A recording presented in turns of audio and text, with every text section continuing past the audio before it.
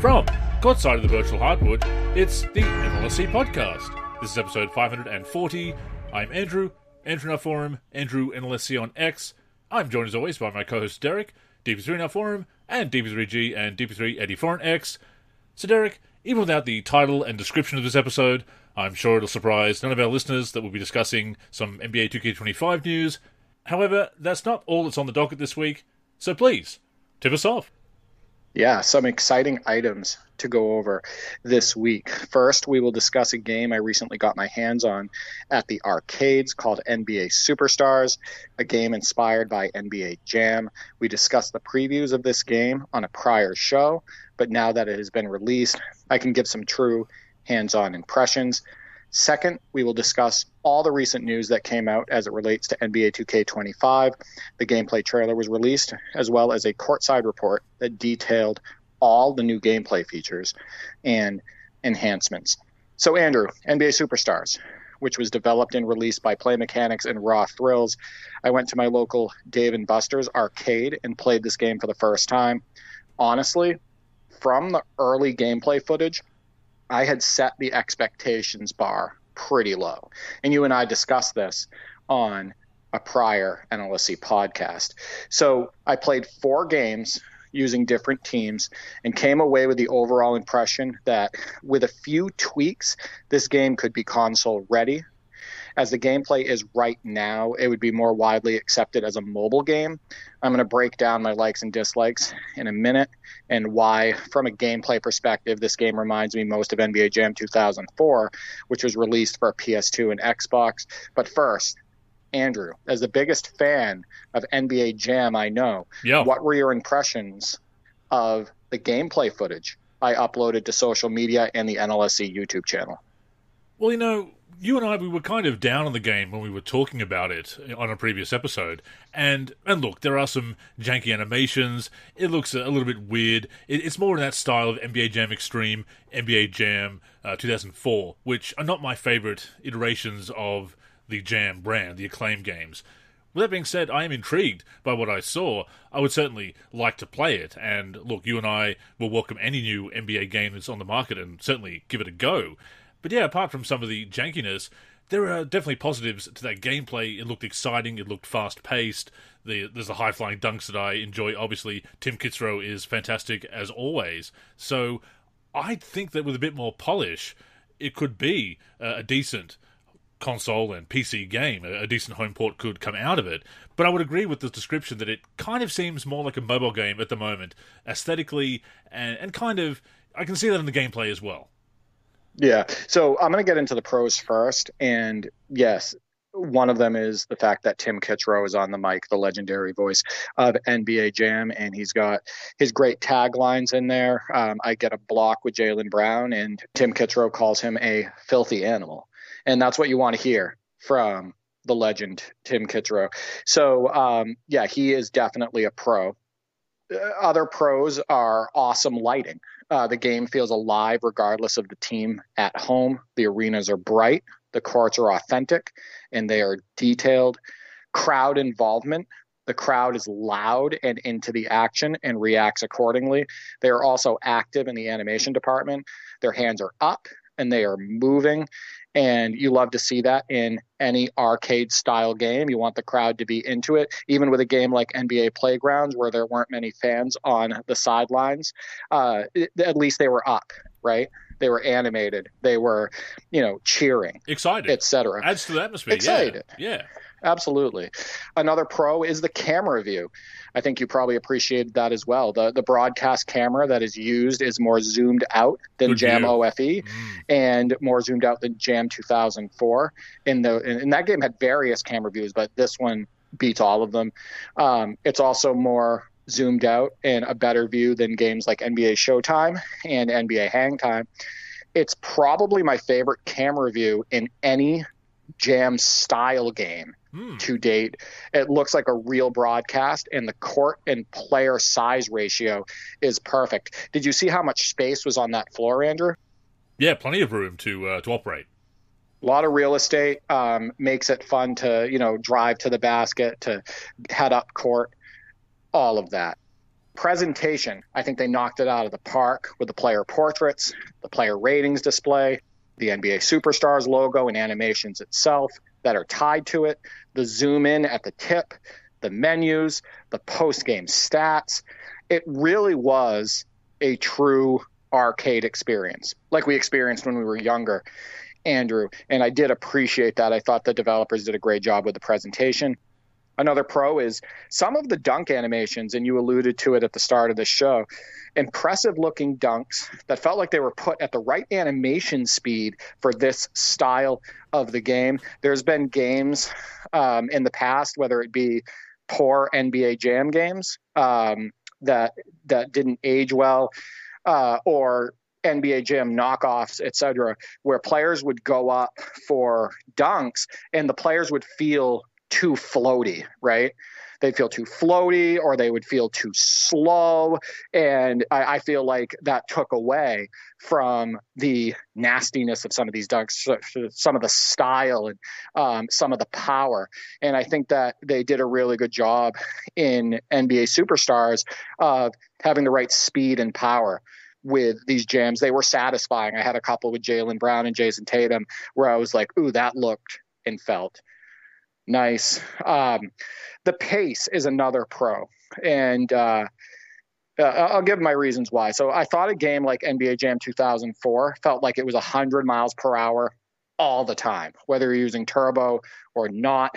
I think with games like this, you need to find the sweet spot pace-wise between a game like NBA Jam 2004 and NBA Playgrounds, which, as you and I have discussed in the past, NBA Playgrounds, one of its biggest weaknesses is how sluggish it truly is. I feel like pace-wise, NBA Superstars is sort of the sweet spot. I think every now and then when you're not using turbo and you're dribbling up the court, it feels like you're kind of crab dribbling up the court. It feels a little bit too slow, but not to the point where it was game-breaking for me. So those are the pros, Andrew. I'm going to get into the cons now, but do you agree with that set of pros? Did you enjoy those aspects of the footage? I did, and that's a great point about the speed of the animations, because, as you say, if they're too slow, or indeed too fast, we've seen some arcade games where players will go for a 360 or a somersault, and they'll just go a little bit too fast to really appreciate the awesome, wacky thing that's happening. So that was a great angle and also great speed, and that's what you need for those games. You need to have those high-flying, ridiculous dunks, exciting and to pump you up when you pull them off. I did see a few too many layups, I thought. And look, you do want some layups in an arcade game as well. There is also a strategy to that, because that you can elude the block on the dunk attempt, obviously. But I did feel that sometimes they went up for what should have been a dunk and they just did kind of an awkward layup. That was one of the janky animations that stood out to me. But other than that, I would definitely agree with you. How was the balance as far as turbo usage? You did mention that it was kind of sluggish, dribbling up the court without it. Does it replenish at a fair rate? It does. I think that it's, again, kind of the sweet spot between a game that you never run out of turbo on and a game like NBA Playgrounds where you would run out way too fast. Remember how frustrating that was with the original NBA Playgrounds and with 2K Playgrounds 2, where you would only have like a couple seconds where turbo would work and then it would be depleted. 2 steals in this game. Yep. Yeah. In this game, I felt like I could accelerate past half court and get to the rim and throw it down. Like, you'll see in that footage me accelerating with Tatum to the hoop, or starting my acceleration at half court and getting downhill and throwing it down with Jaylen Brown, and my stamina didn't run out. So I think that it's a pretty good balance in that game. But that is a great question, because that obviously impacts gameplay in a big way. So Andrew, I'm going to get to the cons, or you could call them dislikes or call them critiques, whatever you want to call them. These are things that I wasn't fond of with the game. So there's only one dribble move button, which is double tapping turbo. This will remind you of games like NBA Hang Time and NBA Showtime, NBA on NBC. Most dribbles have more momentum than they should, and the dribble moves that play out feel random. I was able to pull off some nice stuff, but several times it felt like the game just decided to give me a spin move when I needed it at that time. When I say the dribble moves have more momentum than they should, it means I push the dribble move button and I'm sent hard and far into a specific direction, and it often looks weird and like I am out of control. I would compare the dribbling mechanics in this game to NBA Jam 2004, but NBA Jam 2004's dribbling is actually a little bit better because there is less of that momentum, and there's more small dribbles, like more quick crossovers and stuff like that, and I enjoy the dribbling on Jam 2004 more. Next critique is alley-oops. You notice, Andrew, in that gameplay footage that I posted, you didn't see one alley-oop completed by me in 11 minutes. It almost feels impossible to throw one, to be honest. And in fact, I think I only completed one in the 4 games I played. Why? Because the player jumping for the oop is always getting knocked down, or the ball is being batted down effortlessly before the ball gets to the recipient. You can't have an NBA Jam style game or an arcade hoops game in general where you play 4 or 5 games and can't complete an alley-oop. I mean, I could see if I was bad on the sticks, right?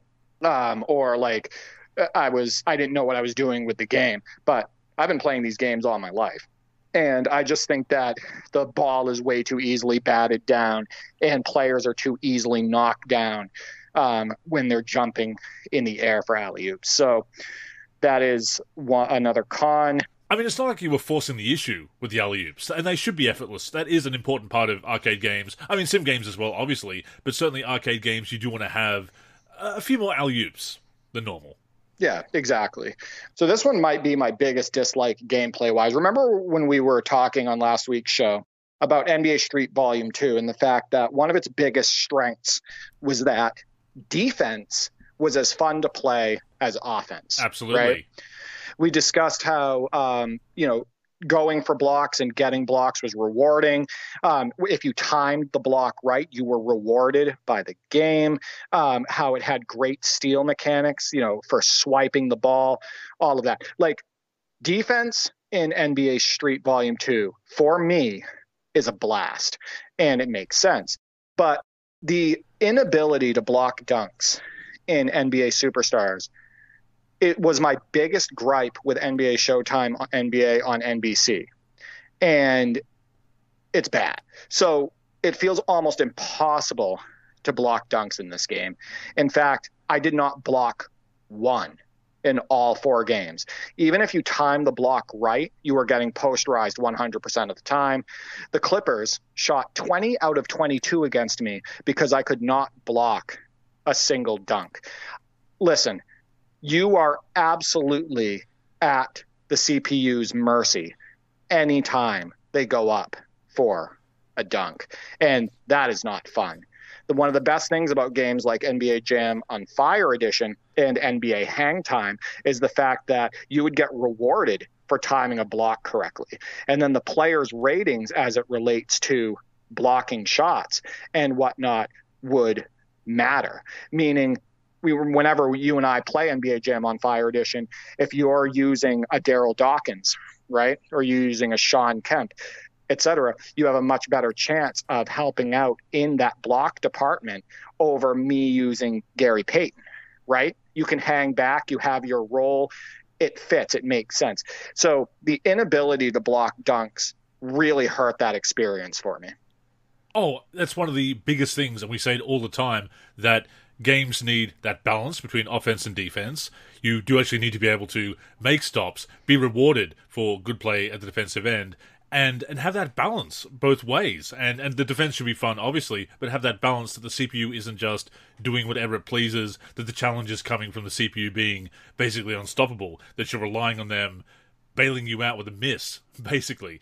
And you can tell in that footage, you can tell when you're watching somebody play a game when they are making that effort and they are trying to make that stop, but the mechanics just won't let them, as opposed to somebody who just can't play defense. And you, obviously, being a veteran of the virtual hardwood, you know how to defend in these games, and I could see you trying your hardest on defense to make those stops, and the CPU just, as you say, dunking in your face.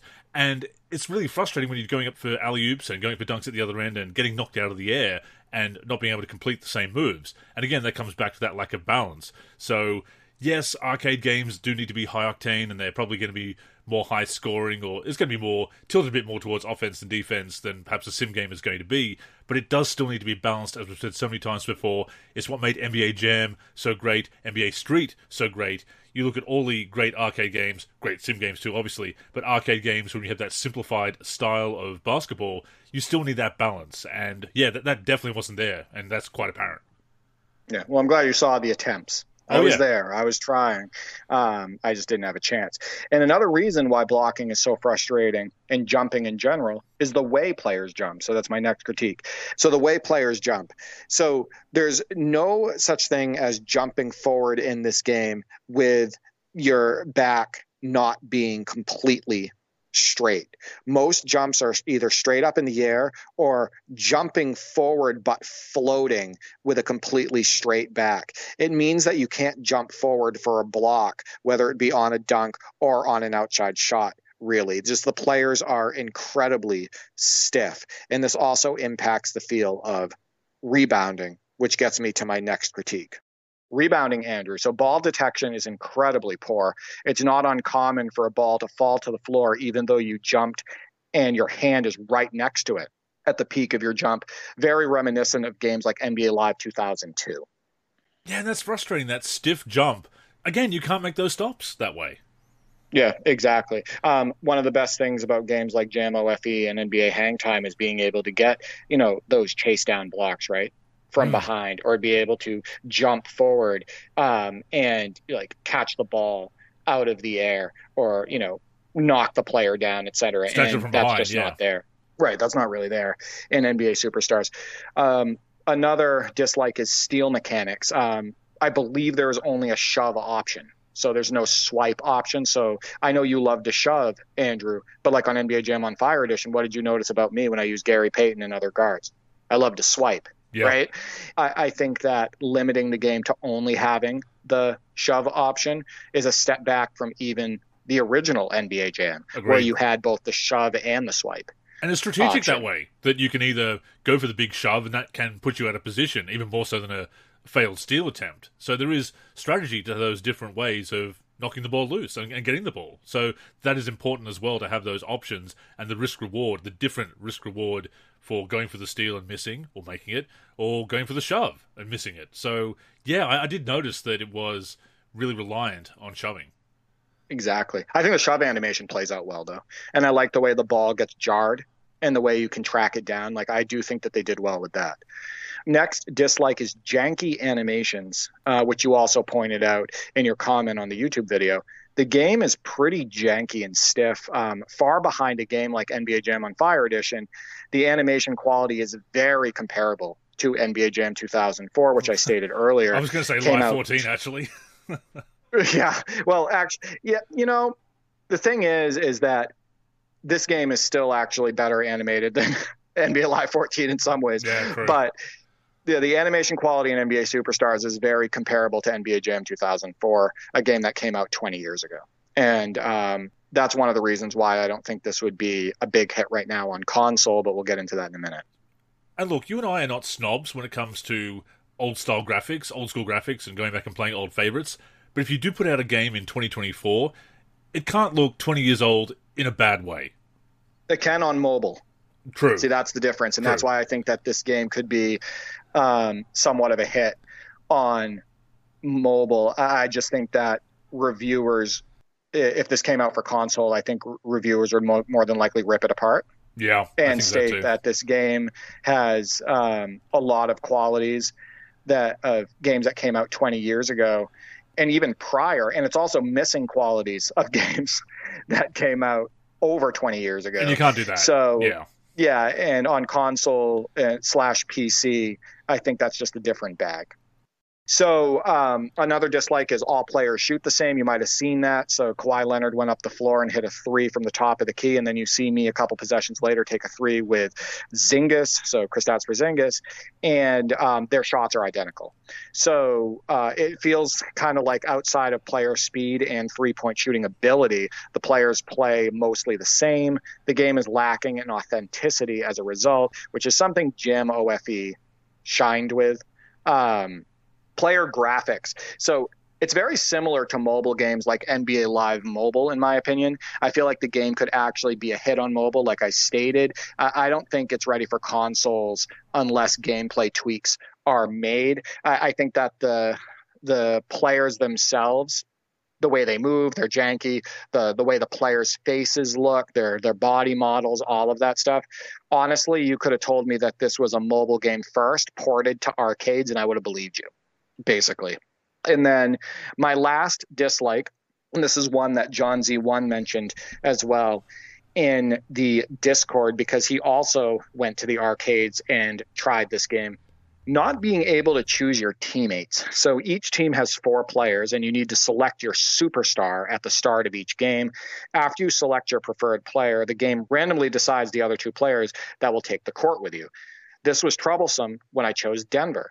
My primary choice was Aaron Gordon, Andrew, because it's an NBA Jam-inspired game. Why would I not want to use a great dunker? Yeah. It turns out the game decided to have Jamal Murray and Michael Porter Jr. take the court with me.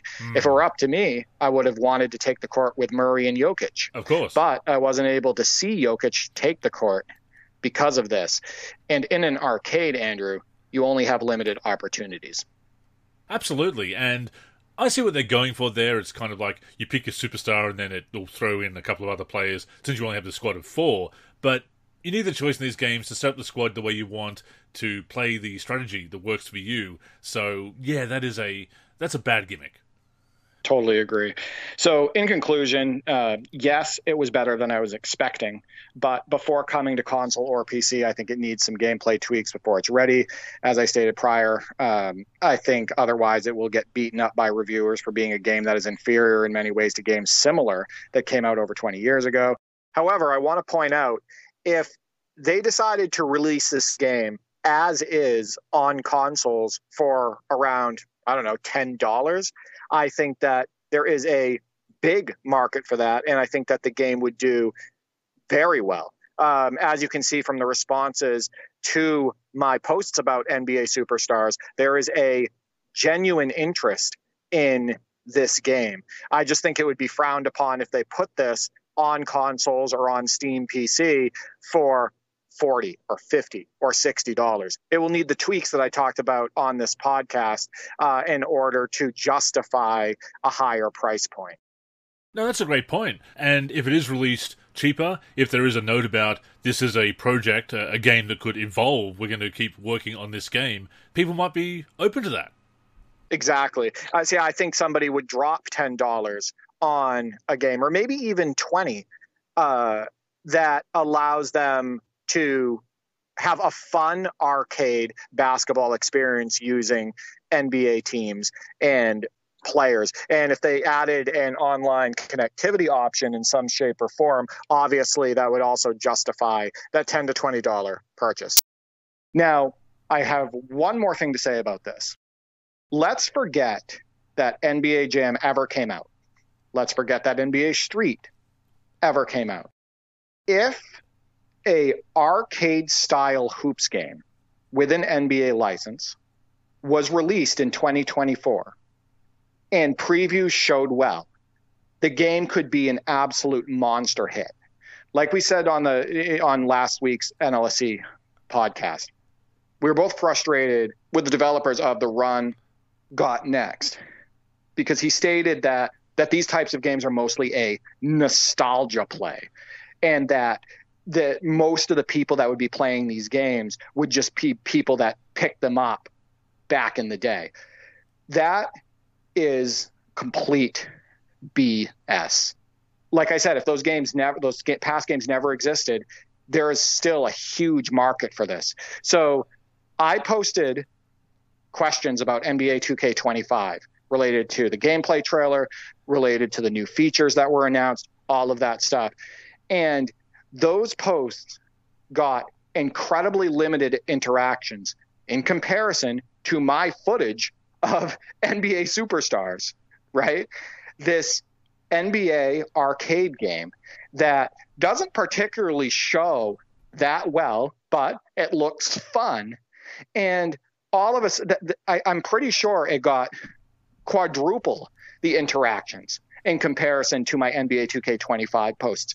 There is a market for this. This is not just a nostalgia play. The people that are responding to this NBA Superstars footage, these are younger people and people that are older that remember these games back in the day. I think that there's always room for fun. I think you would agree.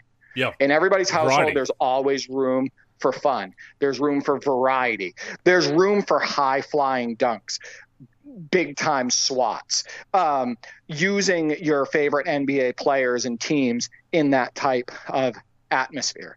Games like this are not just nostalgia plays. They can rock out with consumers, and they can rock out in a big way where these companies can make money. So I just wanted to put that out there, that keep an eye on the interactions when it comes to posts about these type of games, and you'll see that there's a huge market for this. Definitely, and it's intriguing. I mean, the interactions speak for themselves. People see this new game. Yes, it is a bit janky. Yes, it isn't quite up to the standard of a NBA Jam or NBA Street, but it looks like it could be fun. And I'm intrigued. I would like to see it develop if it does come to console and PC. I would like to see it polished up. And if you can polish up those animations, if you can change the approach to player selection, if you can take some feedback from gamers and polish it up for a home port, then it's certainly worth doing. And of course, I suppose that comes down to licenses and whether it's exclusive to arcades and whether they only have the license to do an arcade game and whether home ports are a more expensive thing. There's a lot of business stuff, obviously, that we aren't privy to, but I would love to see home ports. I would definitely check it out. To the point of polish, I will throw this out there as well, Derek.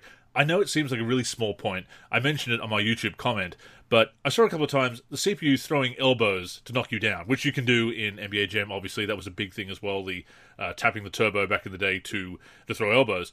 I saw them do that and pick up the dribble and then dribble again, which, look, I know it's an arcade game, but NBA Jam got it right. If you do that, if you pick up your dribble and throw elbows to elude a defender, then you either have to take a shot or pass. That is the risk-reward of knocking them down with elbows. Little things like that are so important, and that's why I hold NBA Jam and NBA Street, both of those series, the best releases in both of those series, in such high regard, because they got all of those little things right. I mean, it goes with any game, really, basketball or otherwise, but those games, they got everything that an arcade-style basketball video game needs to do. They just got it right, down to the last detail, and it's where a lot of Jam clones and Street clones go wrong, so that's the kind of polish you need. And yeah, it's the little things like that affect balance, and it can definitely kind of frustrate a player when something like that happens and the player shouldn't be able to dribble again, and then all of a sudden they put the ball on the floor, they double dribble, they get away with it, and then they throw it down on you and you lose the game, right? Like, that can definitely be frustrating. And I want to make a final point about this game. I think that the game doesn't necessarily need to have signature shooting animations. This game doesn't necessarily need to be as good or as deep as NBA Jam on Fire Edition. I think that if this game made tweaks before coming to console along the lines of, making dunks a little bit easier to block and make that situation more realistic, if they gave you a swipe button to go along with being able to shove players, if they were able to allow, the jumping animations, for you to be able to jump forward and whatnot, and, kind of fix some of those alley-oop mechanics, and also fix, the dribbling being so random, maybe give one more dribble button in there, kind of like NBA Jam OFE, where Jam OFE has the crossover button and the spin move button, which is perfectly fine for an arcade game, and that's not too limiting at all. I think you could have a really fun and well-received console version of NBA Superstars, right? But I think that at the moment, the game just feels mostly mobile, and I think you agree, and I think John Z1, who got his hands on it, I think he would agree as well. That does seem to be the prevailing opinion, but with that being said, to your point about interactions, we both shared that video, your video, on social media. I shared it on the NLSC's Facebook page and Threads and Instagram as well, and people were saying, is this coming to console? Is this coming to PC? So even with the jankiness, even though people do see that roughness, the interest is there. So if this can be polished up and brought to home platforms, then it's going to find an audience. Yeah, so at this moment, I just posted the gameplay footage last night. There's 45 likes and 10 reposts, including a couple of quote tweets. But listen to some of these reactions, Andrew. Was it awesome? It looks pretty dope. Next comment, this looks dope. Then another comment. Oh, okay, I'll be tuning in, but can you tell me if it's just arcade or is a console version coming? So to your point, people are asking if it's going to come to console. People have regular questions about it too. They're interested. Was this a chain arcade or something else? Another comment, they got the Garden license, but 2K can't because it says TD Garden on the court with the footage that I showed. Somebody states, what in a NBA Jam is this? ... And then he states, I'll play it though. See, that's the thing that people need to understand. This is a similar draw to games like NBA Jam. It looks fun, right? And people want to have fun. Nobody's allergic to fun, Andrew. And he would play this game. Then somebody said, that's NBA Jams, kind of joking around, stating that it's, very similar to NBA Jam style games. And a couple of the quote tweets I also found interesting. One states, yo, this looks insane. And the guy that quote tweeted that has 4,219 followers. He states he's age 33 and he's a YouTube content creator. Another quote tweet was, need this on console and PC ASAP. Over 1,000 followers for this guy. And this guy appears to be of the younger crowd. And a comment to his post was, that's b-ball I need. People want this option in the space, Andrew. People Obviously want this variety. People are hungry for arcade hoops and arcade hoops done well. But yeah, take that how you want. The way that I take it is that there's a huge market for this type of game. Again, it could be incredibly popular on consoles at a lower price point. We've said it before that anybody who says that it's only about 2K now, people only want 2K, they're not interested in a live comeback or a street comeback or a jam comeback or any kind of alternative, is just flat out lying, flat out shilling for 2K. It's the interest is clearly there in these comments, and we're getting them on YouTube as well. People asking, is it coming to console, is it coming to PC, etc. And one final note, I just want to give a shout out to your missus, Derek, for some excellent camera work. I am lucky. She, for about 50 minutes straight, held up my cell phone and put it on still mode and recorded the entire time. And I thought that footage came out really good. I also did some audio balancing with that footage in order to cancel out some of the background noise so you could hear more of the game sounds, including Tim Kitzrow's voice. I used a external application, so you can actually hear Tim Kitzrow on the call. If I hadn't done that audio balancing, you wouldn't have been able to hear him at all. But yeah, shout out to my wonderful girlfriend for basically recording me for 50 minutes. Her arms were tired. That's a long time to be holding up a phone. And just to let you know, I think to pay me back, she kicked my butt on arcade Mario Kart right after. So, before we go on, a reminder that the NLSC podcast comes out every week on the NLSC, nba-live.com, as well as our YouTube channel. We're also on Spotify, Apple Podcasts, and other podcast apps. If you're listening on any of those apps, we'd greatly appreciate a review. To keep up with the show and everything we're doing with basketball gaming in general, connect with us on social media. On Twitter and Facebook, we are the NLSC. We also have an Instagram, NLSC Basketball, and on YouTube, we're youtube.com/NBA Live Series Center. Once again, visit us at nba-live.com, where in addition to the podcast, you'll also find all of our original content, as well as our forum and modding community.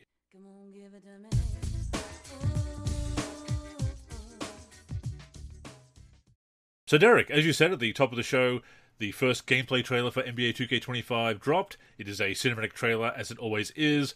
Noted some of the improvements with blurbs on the video, and there was an accompanying courtside report, as you said as well. So, what are your initial thoughts on 2K25 as we know it? Yeah, so before we get into the gameplay with NBA 2K25, Andrew and I want to make note that we are not expecting any change to the predatory practices Nope. in this title. In fact, we're expecting them to be even worse. We know that season passes are returning. We know that microtransactions are going to be a huge part of this game. We know that your pack odds are going to suck. And we just want to let you know that we are sorry about that. We wish we could control it, but we have a feeling that, none of that is going to change. And we are still strongly against it. Absolutely. And you're right. Sadly, that's not going to change. I'm sure we'll touch on that issue when we talk about my career and my team in the weeks to come. But yeah, it's something we can take as read for now, Derek. Exactly. So Take-Two is always good at marketing the newest 2K, announcing new features, new enhancements, whether they're truly new or not, or just a feature that is being brought back, like the whole shot canceling thing, which we'll get into when you go down the list here. I think that there's a couple things that are exciting to me from a gameplay perspective. I don't know exactly how they're going to play out. There was talk about a new, smoother dribble system, and you can see how the dribbling does look smoother in the gameplay trailer. But also, we've seen that type of smooth dribbling for years with signature size ups, right? Where the animation is played out and there's no jankiness and it looks like real life. I'd have to see it in action. I saw a gameplay of Drew Holiday dribbling at the top of the key and going into an outside shot, and I saw some other gameplay of a drive to the hoop, and to me I'm still seeing some ball warping. I'm still seeing some weird janky stiff animations. I'm also seeing that suction. And I want to say that it was the Live King that also pointed that out. But there were certain things in the gameplay footage that I've seen where the side-by-sides and the suction look to be, just like they were in NBA 2K24. And also Maz in the Discord pointed out that they tried to promote better foot planning. But while they're promoting foot planning in the trailer, you can see the players sliding into position. Yeah. They're like sliding all over the court and whatnot. So I need to see more footage of real gameplay. I need to see what it looks like when somebody's on the sticks playing, like a real game of basketball and whatnot. But yeah, I think that they do a good job of promoting themselves, but I think a lot of times a lot of that is just marketing. Well, I did that video last year, the Lies of Developer blogs, where I compared the blogs from 2K18 and 2K19, and we saw how much they repeat each year and how much last year's game gets thrown under the bus, and things that were promoted as improvements are actually admitted to be Band-Aid fixes, or they admit, that actually wasn't so good. And yes, it is all marketing, but to that point, let's look at the marketing spin. So I don't know why people defend that. Actually, I do. Some people are just chills. Obviously, I'm with you. I need to see some raw gameplay. Obviously, I want to reserve final judgment until I get my hands on the sticks, needless to say. But that is the thing about cinematic trailers, isn't it? That yes, it is authentic in-game footage from the PlayStation 5 version as labeled on the video, and that is going to be obviously the same on PC and, for that matter, Xbox Series X this year.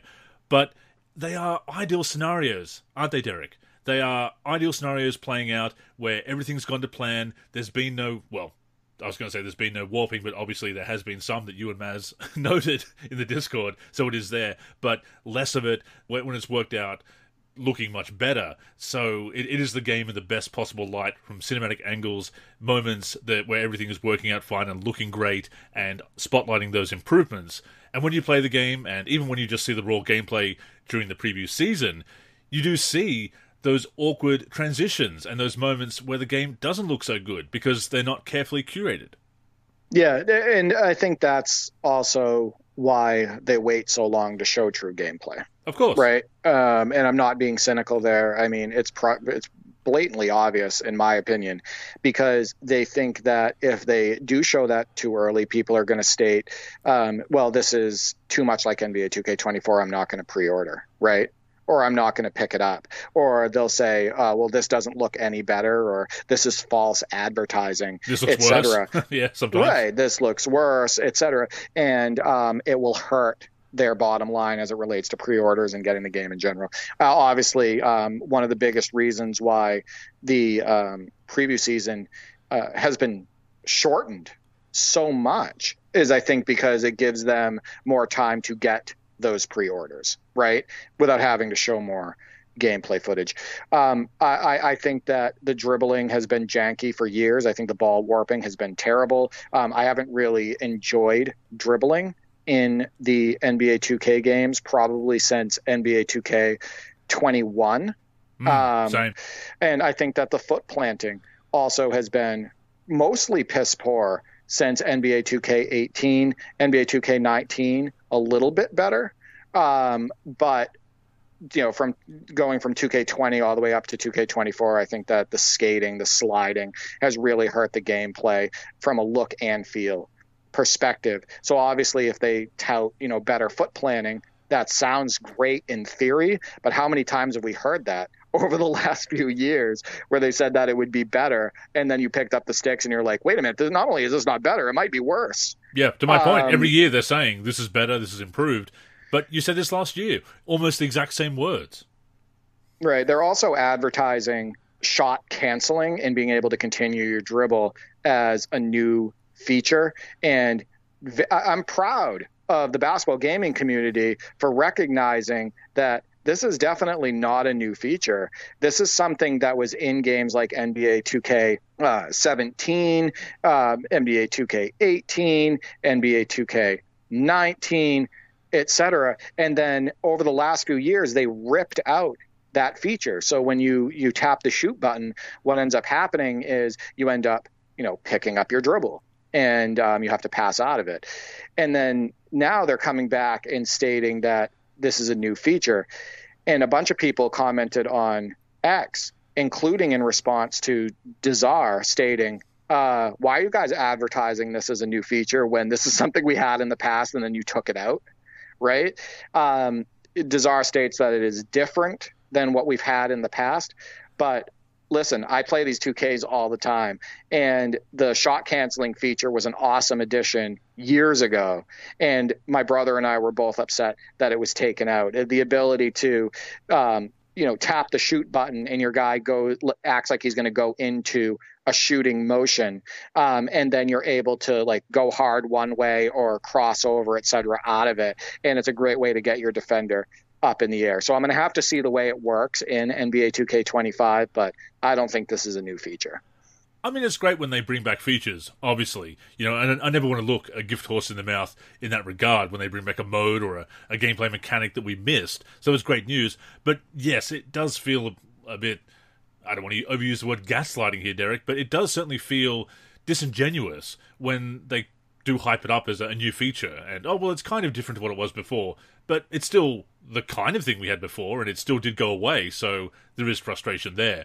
And you look at the gameplay blog to get into that now, they talk about an all-new dribbling engine that's been built from the ground up. That is definitely marketing speak. We've heard that from the launch of 2K on this generation. From NBA 2K21 was built from the ground up, remember, Derek? And I certainly didn't really believe that at the time, and still feel that a lot of old tech is probably in there. This is going to be year 2 of Pro Play, of course. That is the system that translates real footage to in-game animations that came in last year. They're touting 1,500 new dribbling animations, 1,100 new signature shot animations, covering most of the rostered players from 2024, and 1,300 off-the-ball animations. I think they also mentioned 9,000 animations in the trailer as well. And of course, what counts as a new animation, Derek? I mean, that people hear that and think, there's going to be 1,000 new dunks and 1,000 new dribble packages, and what constitutes an animation, and midpoint animations and transitional animations and things like that. So there's probably a lot of things that are technically true with that, but we imagine something different, and certainly that is what they're going for there. But I like the idea of a new dribble engine that does feel less sluggish and more responsive. So a lot of this stuff in the blog, actually, and I said it in the forum, I said it in the Discord, that they're saying the right things. Kind of like the Run Got Next, that preview, developers saying a lot of the right things, but we are still skeptical, because especially with 2K, we have heard all of this before. Yeah, I mean, I think the end goal is obviously to make as much money as possible, right? So they're going to do whatever they possibly can to market their games. Sure. I think one of the things that are going to hurt NBA 2K25 for me in a major way is that it appears that the way shooting works as far as timing and whatnot is going to be unchanged from NBA 2K24. And I had a huge problem with the shooting in 2K24. I don't think it was user friendly at all. I don't think it was in any way realistic. It felt oftentimes unfair and also random and whatnot. And this is coming from somebody who can excel at these video games, Andrew. I'm not a rookie, right? You have played with me on a ton of games, and I play games all the time. This has nothing to do with me not being able to be good at it. Not right? a skill issue, no. It's the fact that it's not a skill issue. It's that it doesn't make sense. In fact, if you remember correctly, I have a video of Ben Gordon that I uploaded when I was using him in my team on 2K24 where I'm lighting it up all over the court. Right. Exactly. So like it has nothing to do with a skill issue. It's just the fact that it's not user friendly. It doesn't make sense. And it doesn't make sense in the way of sim basketball either. One thing that they talk about in the courtside report related to gameplay is that the contest system has changed quite a bit as it relates to when the contest truly impacts the shot. It appears that the impact to the shot is actually going to be coming earlier in the contest, meaning as the player is heading towards the shooter or jumping towards the shooter, as opposed to being, what it was in 2K24, where the contest needs to be right at the shooter. So to be completely honest with you, that sounds horrible. I saw a tweet from Mike Wong stating something along the lines of that you would even need more space to shoot now than you did in NBA 2K24, and it was already almost impossible to hit semi-contested or contested shots, so I'm not looking forward to that. Another thing that they tout in the developer blog is something related to size mattering more, like in mismatches and whatnot. I don't know how that's a new feature. I don't know what they're tweaking with that, because at the moment, as it is, if you're using a guy with higher strength or gifted badges and whatnot, if you're using a much taller player on a smaller player, you can beat the crap out of them in the paint, right? Like size matters in a big way right now. You can completely dominate smaller people under the hoop. So I don't know where they're going with that. A lot of the wording and a lot of the enhancements and whatnot in that they're advertising in this courtside report, some of it feels like just talk. Well, it does feel like they've said it before. I was getting deja vu reading that height difference was going to matter and that perimeter and interior defensive ratings are going to be more impactful. I'm sure we've seen that before. We need to go back through some of these old developer blogs, these old courtside reports, Derek, and find the quotes as I did with the 2K18 and 2K19 blogs, because I'm sure it's there. I thought that the shot contest system, that's interesting that you brought that up, because my initial impression was, oh, that's good. It means that a late contest isn't going to be as impactful, that you can't slide in at the last moment and trigger a miss with badges and a late contest. But yeah, needing more space like that could really make shooting harder than it should be. Yeah, maybe I read it wrong. Maybe I misinterpreted Mike Wong's tweet. I'm human as well, but the way that the way it appears to me is that it looks like the contest system has been revamped, so the rule of a contest starts earlier. Right, like the actual impact of a contest starts earlier, and I think that will frustrate gamers. So shooting is obviously a focus of this blog. They mentioned there's going to be shot timing profiles. This is based on feedback from gamers over the past few years. Apparently, essentially, we're going to have the ability to customize the risk-reward factor of shot timing with the low risk-reward setting that will favor ratings, openness, and smart shots. It's going to be more forgiving with shot timing, but with a smaller window for green releases as the trade-off.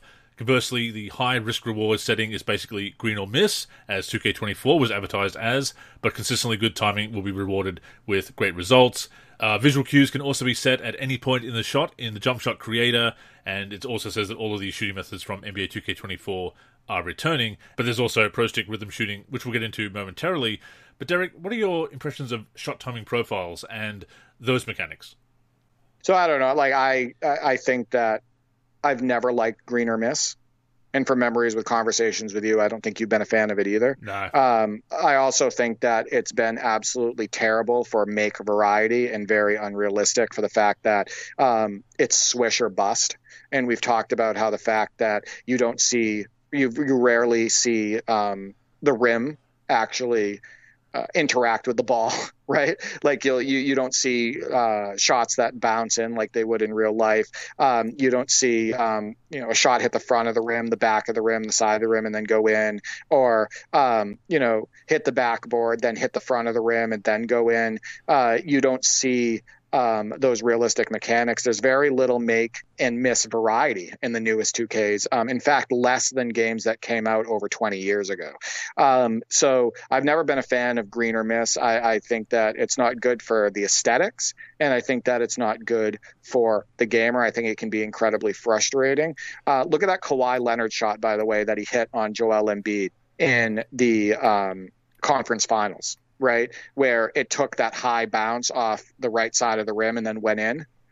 That has a 0% chance of ever happening in any of the newest 2Ks because of the way the make-miss mechanics work with the ball and the rim and whatnot. So I guess I don't have too much more to say about, shot timing and whatnot. I just don't like the green or miss strategy in games. I think it's a poor implementation and it's a poor idea. I will say that it's interesting, Andrew, that once again they've turned off layup timing by default. So the game will be released with the default setting of no layup timing. Mike Wong states that you can turn it on and it can give you an advantage if you excel at it. But here's my opinion on that. I don't think layup timing would be turned off if there wasn't a problem with the mechanic. Exactly. Right. We've said it before. We know that layup timing in a few of the 2Ks recently has been basically broken. It doesn't work properly. So my opinion is maybe they still haven't figured that out yet. No, that's a great observation, and I'm inclined to agree. And as far as green or miss, look, the argument is always, and it's from the Get Good crowd, obviously, that it's a skill issue, that if you can time it and always get green releases, if you are skilled in the sticks, that green or miss rewards that. But here's the problem with green or miss.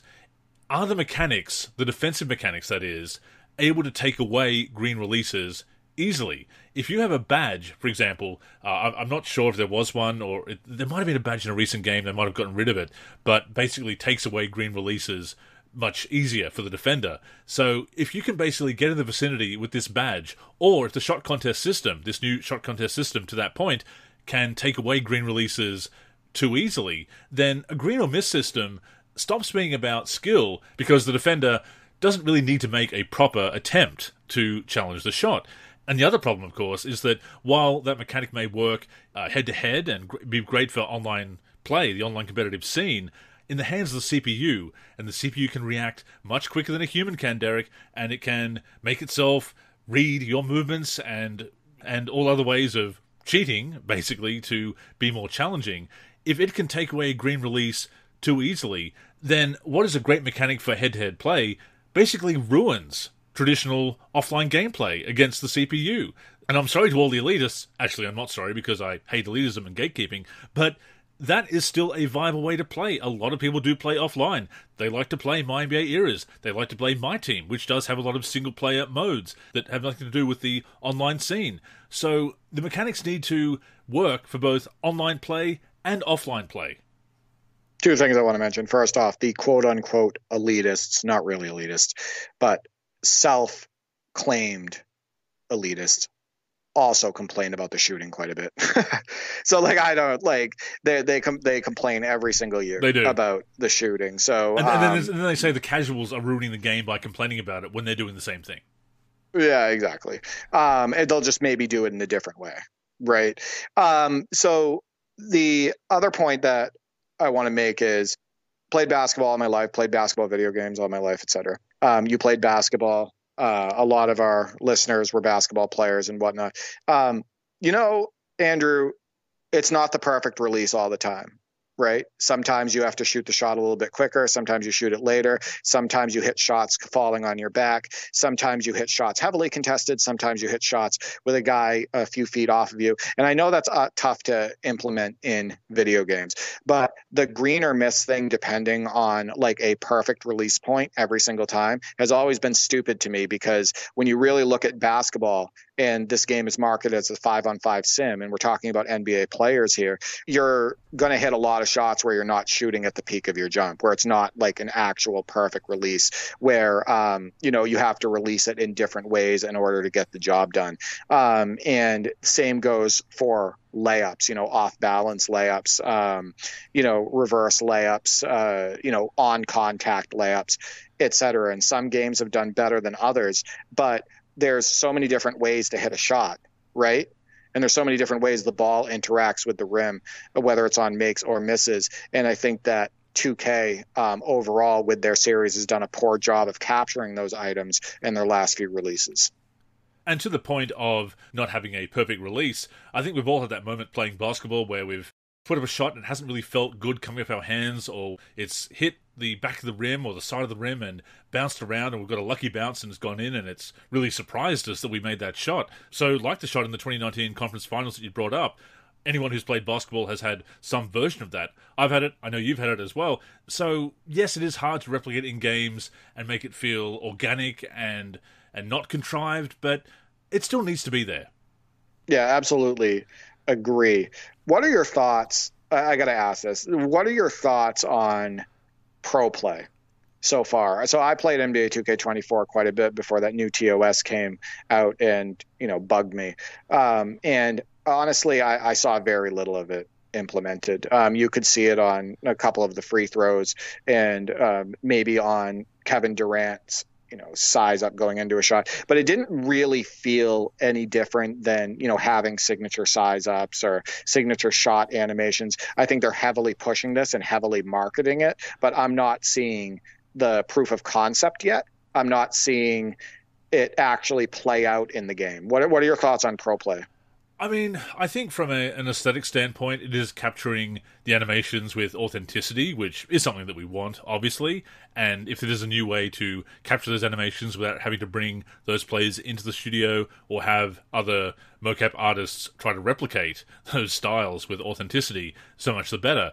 And look, people have shown, oh, look at this authentic animation. And yes, it does look authentic, but it hasn't improved the feel of the gameplay to me. 2K24 still felt very sluggish to me. There was still a lot of input delay with the dribbling controls. Movement didn't feel good. You still felt like you were running in mud. At least I did. I've seen that the Live King has made some fun slider tweaks that has made the game more enjoyable to him. So maybe I need to try that in 2K24 or indeed 2K25 when it comes out. But the feel hasn't really improved to me from Pro Play. So it's improved some of the aesthetics of the animations, I think. I would agree, because I've seen proof of that when people have shown the clips. But again, Derek, those are clips that show an ideal situation, not everybody's experience and feel on the sticks. Yeah, I completely agree. I also want to bring up another point.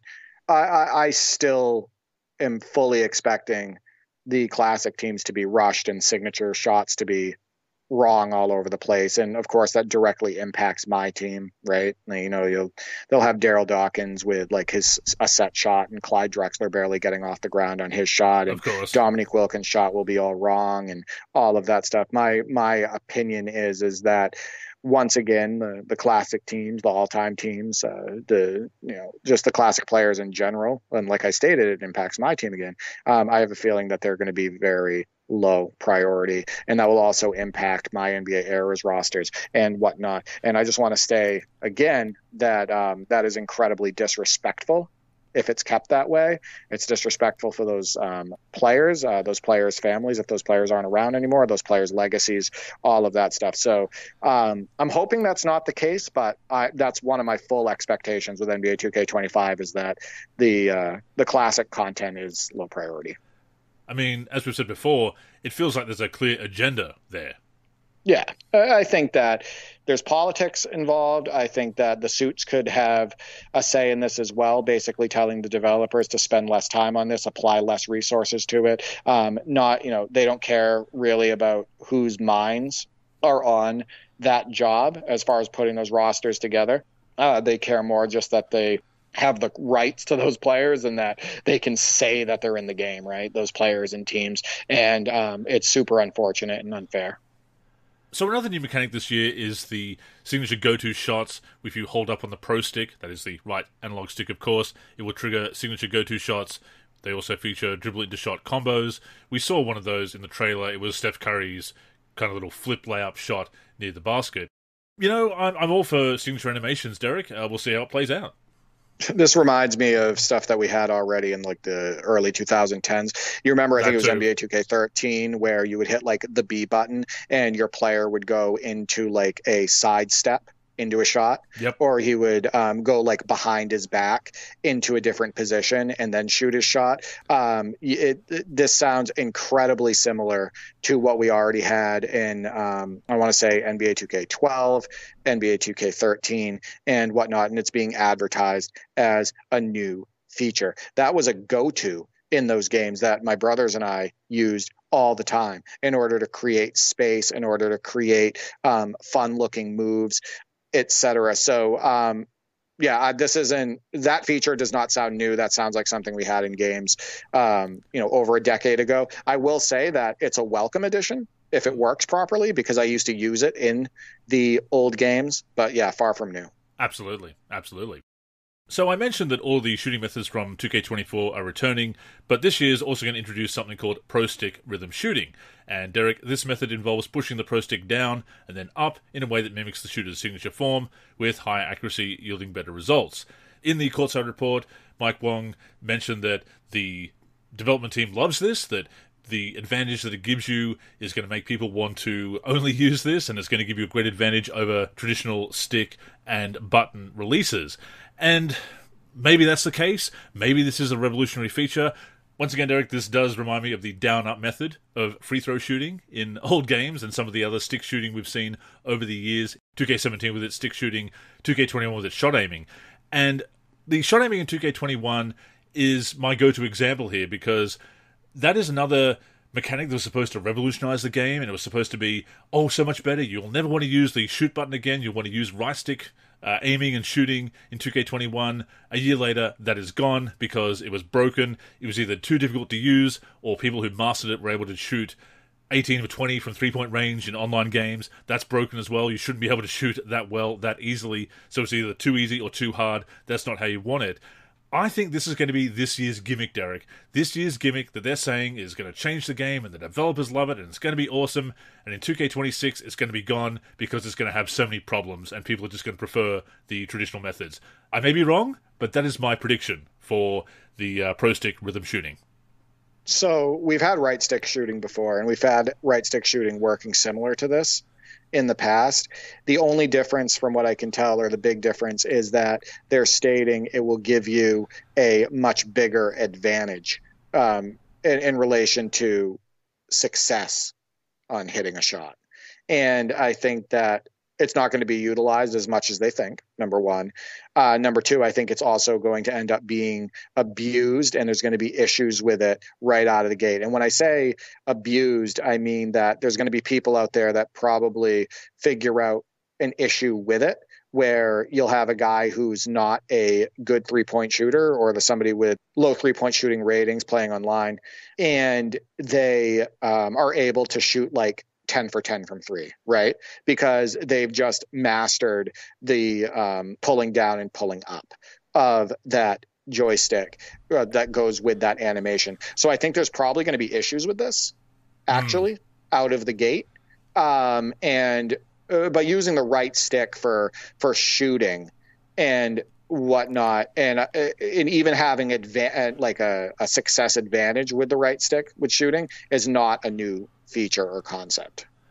And it does feel like they keep trying to bring in these gimmicks every few years, and I think it is very much an idea that Mike Wong has, because he was a big proponent of shot aiming, so I think a lot of these ideas come down to his desire to add these aiming elements and elements that replicate a shooting form. And look, I think that Mike Wong is a passionate basketball fan and gamer, and a big reason for 2K's success over the years. But this is just one of those ideas of his that I think it's just not going to pan out, Beluba. It's just not going to pan out, and I wish they just put it aside or not make it impactful like this, where it gives you this advantage, because people are going to take advantage of it. To your point, they are going to figure out how to shoot 18 of 20 from 3-point range in the online scene, and it's going to be broken. Then it's going to be patched, it's going to be adjusted and tweaked post-release. The elitists are going to get upset about that, and because, it's get good and stick skills and all that kind of stuff. And I just think it's a disaster every time. Sometimes it's reinventing the wheel. I appreciate the willingness and the desire to innovate, but it just never works out, Derek. Yeah. Like I said, they're mainly in the business for making money, right? To make money. And marketing is important, and they're going to want to come out with something new with each release or every other release that is supposed to be game changing, that is supposed to grip people, that is supposed to, get people excited. And I don't fault them for marketing the game. I get it. Yeah. And, I get it. And I get the, trying to, implement new features and everything. The problem that I have is that the new quote unquote features rarely work out like they say. Normally there's issues with them. Normally a lot of times they get rid of what they marketed as a great new feature. And then a couple of years later, they'll bring it back in a similar way and call it a new feature. All of that stuff. I understand marketing the game, but I think just a lot of it is BS, and it doesn't work the way they say it's going to work. There's definitely a pattern emerging. We have noticed, obviously, and I think a lot of people are as well. And these ideas, they just don't seem to pan out as well. And I think the proof is in the pudding, Derek, because they do get dropped and people do complain about them. And it is not just a skill issue. People are noticing the problems with these mechanics, and they're saying that they are too easily exploitable. It's not a case of we can't master them. It's this does not improve the gameplay. And yet they keep coming back to these revolutionary new ways to shoot the basketball in a basketball video game. And it just never really works out as well as planned. But hopefully, I am wrong about that. I mean, maybe this is the idea, Derek. I could, if I'm wrong and this does work out great, so much the better. I mean, if it improves the game, then my cynical prediction, I'll be quite happy to have a cynical prediction be wrong, Derek, and enjoy what they bring us. To that point, the gameplay blog also mentions spacing has been enhanced with over 20 adjustment locations inside the 3-point line. Freelance offense has been redesigned to account for that. They're talking about improvements to AI, meaning smarter cuts to the basket, better driving lanes, and driving kick opportunities. Overhauls to defensive logic. Custom playbooks can be shared with other gamers. I thought we could do that already, but apparently not. They do mention that AI difficulty is going to not just be about shooting percentages, it's also going to be about scaling the aggressiveness and adjustments at both ends. Attacking the basket is going to be noticeably easier on lower difficulty settings. Kind of reminds me how the difficulty levels used to be in older games. So these kinds of things sound good in theory, Derek. Once again, they're saying all the right things. They've said a lot of these things before, quite frankly.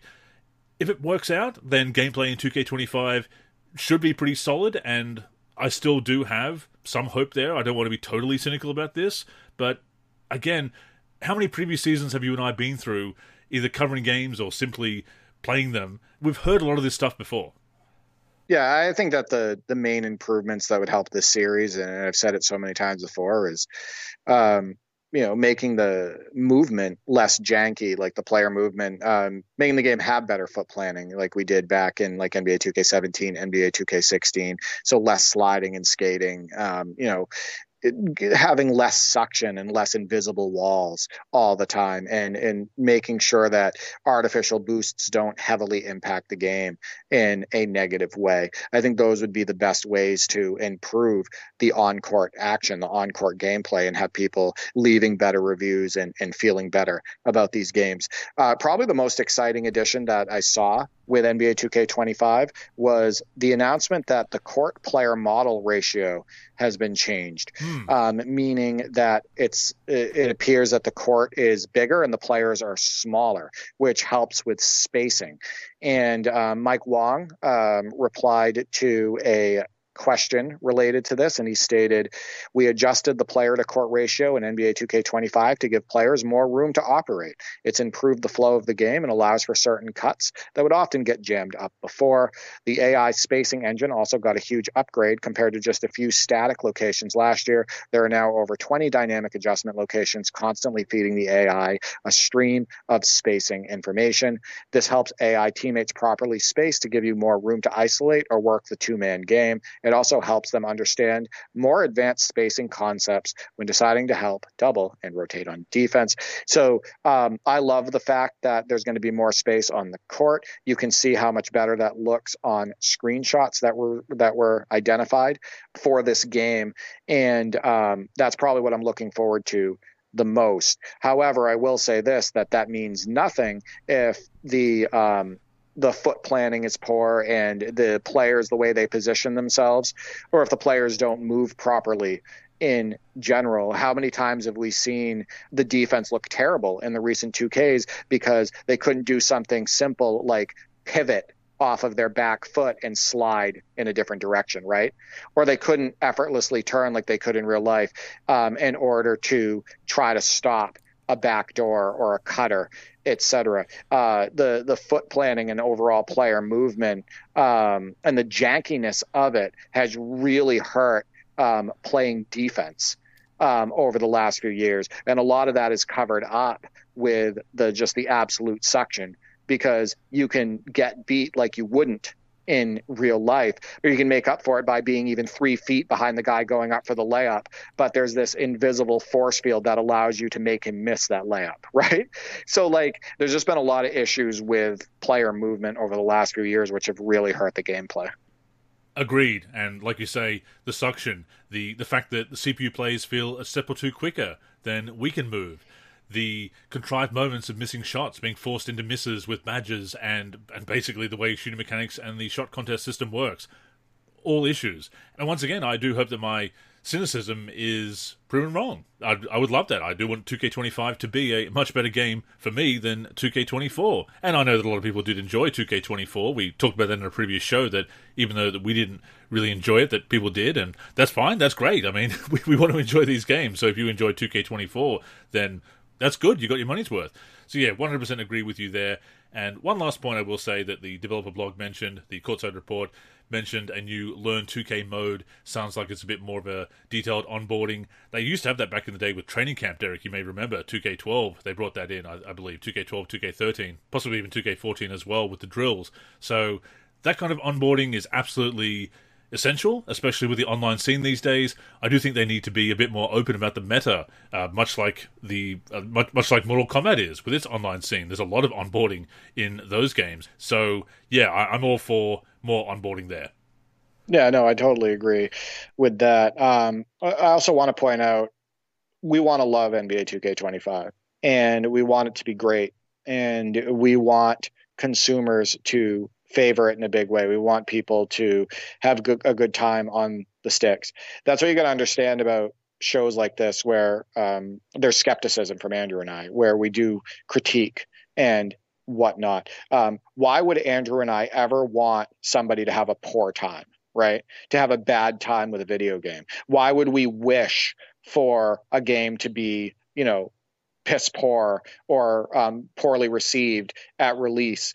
We want as many gamers to enjoy these games as possible, right? And I just want to put that out there, because obviously we've been incredibly critical of the NBA 2K series, especially since NBA 2K18, but it can't be left out that we've also been critical of NBA Live 19 in a big way. Definitely. And talked about that on many shows, and talking about how, terribly they've handled the series overall since NBA Live 07 for the Xbox 360 and all their false starts and, the poor effort that was NBA Live 14, etc. The bottom line is we want great basketball video games for the consumers, and we want you guys to have a blast. So Andrew and I are going to pick up the sticks on NBA 2K25, and we're going to hope that we have more enjoyment than frustration, and that we can say some positive things about this game. That is the goal. Definitely, and we are being honest, and to that point, if we are impressed, if we find that we are proven wrong in our skepticism and our cynicism, we will be honest about that as well, and we will praise the game. We have certainly praised recent 2K games when we have enjoyed something about them, Derek. You can go back and listen to older shows and our initial impressions of various games and hear those positive impressions as well. So we will certainly be honest with our listeners as always. And yeah, we want to have a good time with the game. We want everyone to have a good time with the game. You and I can go back and play some really old favourites, Derek. Not everybody can. People want to play a new game every year, as do we, for that matter. So, yeah, fingers crossed, obviously. And there are things in that blog that sound good. We are sceptical because we've heard them before. But if it pans out, then, my skepticism could certainly be proven wrong. I'll put it out there. Fingers crossed. Also, I want to point out that I do hope that NBA Superstars comes to console and PC at some point. I hope that it gets some gameplay tweaks before they make that decision. But I think there's a lot of good there, Andrew. I think the atmosphere is great. I enjoy the visual appeal overall of the game. It has some good gameplay features. Tip Kitzrow was on the mic, calling Jaylen Brown a filthy animal, doing his awesome, using his awesome taglines, all of that stuff. I think that there's a lot of potential there, and I hope that they make those tweaks and, people get to enjoy this game on console. Here's hoping. Before we get to the community responses to the gameplay trailer and courtside report, just want to mention that the roadmap has been revealed, so over the next few weeks we can see that we're going to be getting news about my player, my career, the city, my NBA eras, the W. We will talk about those in the shows to come, obviously. And of course, Derek, the early tip-off is back, so if people pre-order, they're going to get that 2 days early, so that is once again a pre-order bonus. So once again, we do not tell people to pre-order. My advice has always been to look at the previews, and if you're not feeling it, don't pre-order, or we can certainly wait till the week before to pre-order. You don't need to pre-order it now. You can basically get it a week beforehand and still get all the bonuses if you like. So wait and see. Yeah. I remember the days when we got a demo, Andrew. Yeah. And it wasn't that long ago, 2K20. So it's not even like it's a 90s thing or an early 2000s thing. Only just a few years ago, we were still getting some kind of a demo. Right, but it could hurt pre-orders. Yeah. I think that's why they did away with it. So let's turn the floor over to the community now, Derek. Relhouse says, looks like the same dancing song with a little polish, also a lot more signature animations, with most noticeable jump shot Jamal Murray, which should have been there 2 to 3 years ago, Curry dribble, scoop layup, etc., but just waiting to see the game in full 5v5 motion, but it's just 2K. And yeah, that's how we feel, that we want to see raw gameplay, Derek. Yeah, and the fact that some of the advancements that they're announcing it feels like we've heard it before, right? It feels like that they're old ideas revisited or old ideas tweaked, etc. So I think that's tough for gamers to get excited about. And if you actually look at the responses to the gameplay footage, from the gameplay trailer, and you go on YouTube and you look at the responses, or you look at the responses on X, formerly known as Twitter, etc., the majority of them are negative. They're like, this is really hard to get excited about. This didn't impress me. This looks like a reskinned NBA 2K24. We've had this feature before. Why is this being advertised as new? Why is this happening in the gameplay trailer? The majority of those comments are negative. And to that point of wanting to see real gameplay, not just cinematic footage that shows the game at its best in these small snippets of ideal moments, Khalil Ward says, it's a cinematic trailer made to make the game look and feel a certain way. It's not honest, that Curry layup was horrible looking, not excited or impressed. And Bucky T adds, I like the net and rim looks different, the graphics look kind of similar to 2K19, more sweat on the players I can see, jersey textures still aren't even close to even 2K7, I'm not as impressed, I'm just ready for actual gameplay, also foot planning looked better on the trailer. So yeah, once again, people want to see the actual game and not just those so often misleading cinematic angles. Yeah, a lot of the comments I've seen are also related to why have the graphics not improved. People not impressed with the fact that they felt like they were getting better graphics on NBA 2K21 than they're seeing here in the trailer, or at the very least, things have stayed stagnant. I think people are getting a little tired. We talked about 2K fatigue. People are getting a little tired with the games looking basically the same each year. with very little improvements, and the fact that the gameplay feels pretty much the same every single year. The games feel like they're turning into disposable titles. And you can see that with people's reactions in the comments. And Royce says that he's not excited by the trailer, says it looked extremely similar to 2K24, even with the new enhancements. Yep, he's not impressed, just like a lot of other people are not impressed, which is sad, right? Because I remember coming from a time when preview season was super exciting, right? And we were in awe with the new gameplay footage and what they were doing with these games. And we were seeing significant improvements, it felt like, year in and year out, and it just doesn't feel that way anymore. And it doesn't feel good to be cynical. We don't want to be skeptical and cynical. I mean, well, skepticism is healthy, but cynicism is often trends towards being unhealthy and arrogant and closed-minded, obviously. But we don't want to feel that way. Yeah. I mean, obviously, we want to enjoy every basketball video game we put our hands on. I don't wake up in the morning wanting to hate stuff, right? Or not like stuff or dislike stuff. I approach each day, like most people, wanting to have, a positive outcome in everything that we do. So it's definitely not something where I want to dislike a video game. We want to enjoy our hobbies. Yeah, obviously. Exactly. Snake says, I'm only excited because this will be my very first time playing a next-gen 2K game. Of course, that's coming to PC, that version this year, the new-gen version. So it will be a fresh experience for PC gamers. Yeah, I think he only plays on PC, and he's been playing the 2Ks on PC for years now. So this is his way to get his hand on a next-gen version. And we also have some responses to the courtside report. The Live King says, as mostly an offline player, the changes are good. In parentheses, sounds good. After last year, the dribbling needed an overhaul. I feel like they have to go all in on pro play for other parts of the game, especially with the half-court movement. Seems like on-ball D got looked at. I can't tell from the trailer. I mean, the only stuff that I saw with on-ball defense was the side-by-sides again, like the suction and whatnot. So I can't comment on that. I think that one of the biggest problems with NBA 2K over the years is the fact that it never felt like you were playing real defense. It felt like it was invisible walls and suction that allowed you to, oftentimes stop a shot, stop a layup, contest a shot, stay in front of your man, all of that stuff. So unfortunately, I have not enjoyed playing defense on an NBA 2K game for years. And Stephen also mentions, if what they did with foot planning works, they should look at foot speed for better and precise movement. On default game speed, it's really bad. And once again, I've seen his clips, and he's submitted them to the NLSC Top 10 Plays of the Week, of course, that with his slider adjustments, he's enjoying 2K24 more. But yeah, the speed of animations, hey, that's what we talked about with NBA Superstars as well, it's essential.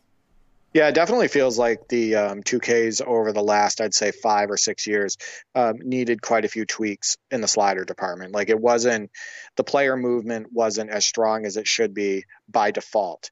And I've stated on podcasts in the past, I think that the majority of basketball gamers, and I would say probably over 90%, Andrew, never mess with sliders. What they do is they jump on the game. Oftentimes they won't even change the game difficulty, and they'll jump into a play now, or they'll jump into a My League, etc. A lot of people don't even know how to mess with sliders in the game. Like, they don't know what each individual slider does or how it will impact the gameplay. So I think the games need to be stronger from a player movement perspective by default. Oh, absolutely, because it should impress out of the box, right? Pick up and play, right? Yeah. Pick up and play is important. Absolutely. And I'll admit that I've fallen out of practice with messing with sliders because playing my career for so many years and then getting into my team a little bit where you can't adjust those settings, yeah, I'm a bit rusty myself. There you go. And I've been messing with sliders over the years too. And I think that the Live King and I share a lot in common as far as what we're looking for from not only a visual perspective, but a feel perspective and how the players should feel, going up and down the court, making cuts, when you're going downhill to the hoop, playing defense, etc. And Bucky T weighs in again and says, I feel them saying there's 9,000 new animations is just a selling point to potential shortcomings of this game. Trying to stay positive, but we've been down this road before. It looks very similar to last year, but a cinematic trailer and actual gameplay are two different things. And Khalil also jumps in and says, every year, 9,000 new animations. Yeah, like we said, we've heard it before. Yeah, I mean, with the amount of new animations they've announced over the last decade or so, the game should have a million different animations. How do you even control that, Andrew? How do you even use all of those animations? We never could. I think it's great marketing though, right? But it looks like a lot of consumers aren't falling for it. Shrek 2 Fanboy says, there's potential as always, but I'm personally exhausted with the current visuals, and I'm ready for a visual/lighting jump here soon. Hopefully the modding community hits hard on PC. Yeah, I think one of the biggest draws for the PC crowd is just getting their hands on tools that allow them to mod this game. And I have a feeling that the existing tools that we have, that they're not going to work. I have a feeling that probably most of the existing mods that we have are not going to work. So we need to hope for, people, talented people like Luya out there, other members of the community that can create tools to, learn how to manipulate the files in this game and be able to give us the opportunity to have a good mods folder that works for all the mods that we want, and a roster editor like NBA 2K 24, 23, 22 tools, etc., which I used NBA 2K 19 and NBA 2K 22 tools all the time. It's an amazing application. Hopefully the tool creators figure it out early and we can hit the ground running from a modding perspective. Absolutely. And I will say that we need to be patient and persistent and roll up our sleeves and get working on that stuff. And also do as much as we can in-game, because we're going to have a lot of historical content on PC now with My NBA Eras. So get started on those rosters and adjusting them with what we can do in-game, and then we'll polish them up later when we have the tools. Oh, yeah, 100%. I think that the biggest draw modding-wise is the fact that UBR is possible, right? Like a URB, UBR type roster where, you can create classic single seasons using the My NBA Eras rosters as a base. And jumping over to Facebook for a couple of final responses here. Royce once again says, it feels like more of the same from 2K24.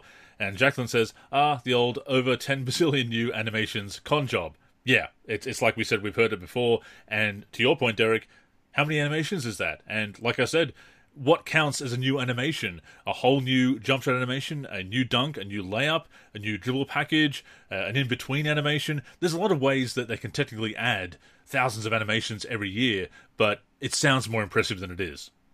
Yeah. We'll see. We'll see how it feels on the sticks. That's the thing that's most important to me. So am I looking forward to getting my hands on it? Yes. As we are every year, Andrew.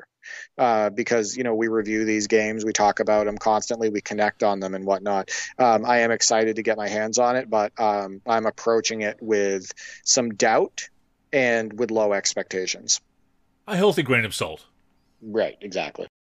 So thank you to everybody who joined in the conversation this week about the gameplay trailer and the courtside report for 2K25. Once again, we do feel a bit skeptical, a bit cynical at times, but we are hoping for the best, and we will see what is to come in the preview season. With that being said, that has brought us to the end of this week's show. As always, we thank you for tuning in and invite you to join us again next week, either on the NLSC, nb-live.com, our YouTube channel, or your podcast app of choice. In the meantime, please connect with us on social media. That's where you can get in touch with us, and of course, stay up to date with all of our content. So Derek, go ahead and plug the handles. You can reach me on X, formerly known as Twitter, at D43G and at D4384. I'm on the NLSC, D43, and on YouTube, D43. As for me, I'm Andrew in the forum and Andrew NLSC on X. The NLSC is on X and Facebook at the NLSC. We're also NLSC Basketball on Instagram and Threads. We're on YouTube at NBA Live Series Center. And of course, keep it locked to the NLSC itself, nb-live.com, for everything we do for basketball video games. So, thank you once again for tuning in, and until next time, I'm Andrew. And I'm Derek. Go get buckets, everyone.